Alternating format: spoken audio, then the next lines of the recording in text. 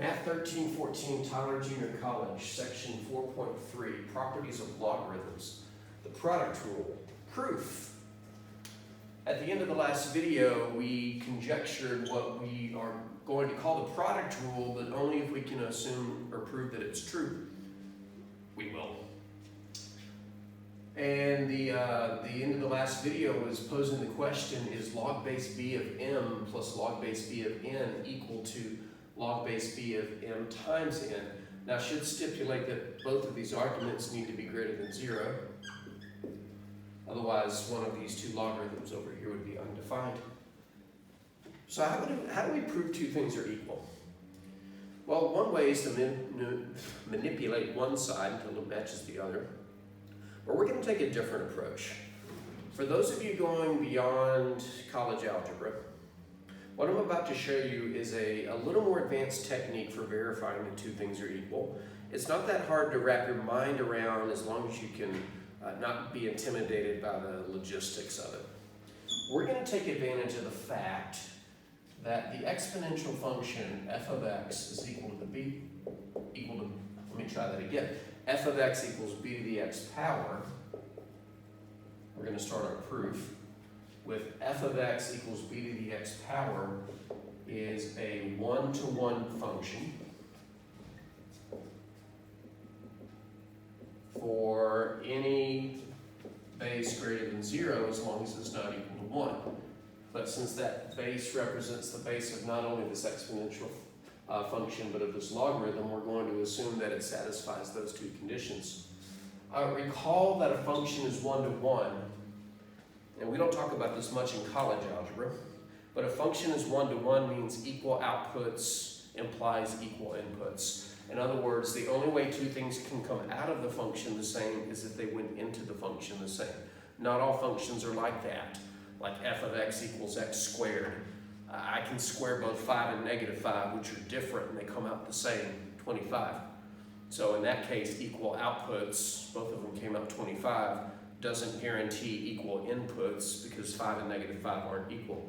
But a function like f of x equals b to the x, whose graph is either exponential growth or exponential decay, depending upon whether the base is greater than 1 or less than 1.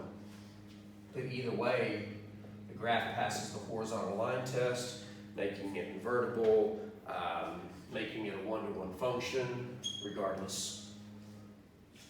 We'll put in green as a reminder what it means for a function to be one-to-one. In other words, if two inputs create equal outputs, this implies that the inputs were equal. It's a slick way in slightly higher mathematics to prove that two things are equal. You put them into the same function, a function that happens to be one-to-one, show that their results are the same, and the conclusion is, well, they must have been the same to begin with. So if we're going to do this, we need to evaluate this function at two inputs. This left side of what we're trying to show is equal, and the right side of what we're trying to show is equal. So let's observe what happens when we take our function and substitute the left side of this potential rule into the function. Now, it's a big chunky thing to put inside of here. Log base b of m plus log base b of n. Grab this whole thing, stick it into this function, and see what happens. Well, this function says give me something and I'll put it on b as an exponent. I just gave it a huge input, so I'm going to put that on the b as an exponent.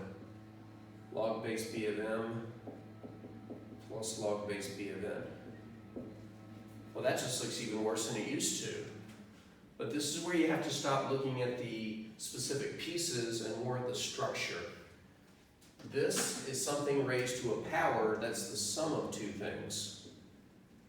And don't we have an exponent rule that says when you multiply two matching bases, you get to add their exponents? That's a rule that we do quite a bit. Well, this structurally has the same structure as the right side of this. It's a base with an exponent that's the sum of two terms. Well, I can take it back apart and give each addend its own base as long as I just multiply the two powers, the two exponential forms, if you will. In other words, I can take this apart into two separate bases, multiplied, with each one having its own exponent. Log base b of m, log base b of n. And now I can take advantage of the fourth property that we established previously, that when you raise a base to a log power that happens to have the same base, everything cancels and you're left with the argument. So here, the base b and the exponent of log base b cancel, leaving me with just the m. And the same thing happens over here, except I'm left with m. So the output of f of the left side of this is equal to m times n. But we're trying to show that the outputs are equal and then conclude that the inputs are equal. So we have to also observe what happens when we substitute the right side of this potential property into the function. If we substitute the right side, it's a faster result. Because if we substitute the right side of this potential equality into the function, we get b raised to this power, log base b of m times n, but now we immediately get to take advantage of that fourth property over there and say that this simplifies to whatever the argument is, it's m times n. Since f of the left side, log base b of m plus log base b of n is equal to f of the right side, log base b of m times n, and f of x is 1 to 1,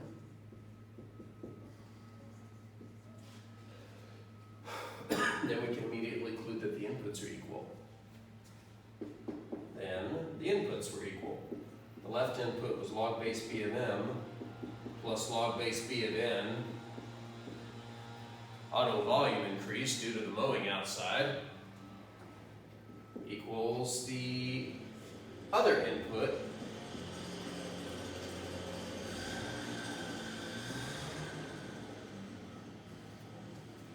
I promise you I'm in a building where normally we wouldn't have people mowing. But on the other side of the window is where they're mowing. So, hey, look what we got. We got this thing, log base b of m plus log base b of n is equal to log base b of m times n. Now, in most college algebra classes, you won't be asked to prove this. I'd be kind of surprised if you were, but I don't think it's anything that we can't handle. It only requires one definition, a function being 1 to 1, and a few properties. But this does prove that the product rule is true. The sum of two logs is equal to the log of the product of their arguments. The sum of two logs with matching bases is equal to the log of the product of their arguments.